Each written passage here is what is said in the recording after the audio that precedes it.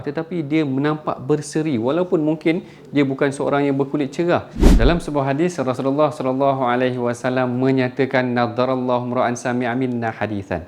Allah Taala memberikan seri wajah bagi mereka yang mendengar hadis daripada kami, menghafal hadis tersebut, kemudian menyebarkan hadis tersebut. Yang ini satu perkara yang sangat luar biasa sehingga Imam Khattabi kata ini doa direct daripada Rasulullah.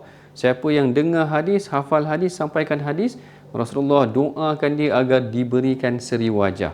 Dan yang dimaksudkan dengan seri wajah ni tak semestinya dia seorang yang kena wajahnya cerah, tetapi dia menampak berseri walaupun mungkin dia bukan seorang yang berkulit cerah. Ini kelebihan yang Allah Ta'ala berikan kepada mereka yang menyampaikan hadis, sehingga sebahagian ulama dikatakan kalau dimasuk kepada majlis pengajian dia memang nampak naik wajahnya ketika dia menyampaikan hadis tersebut.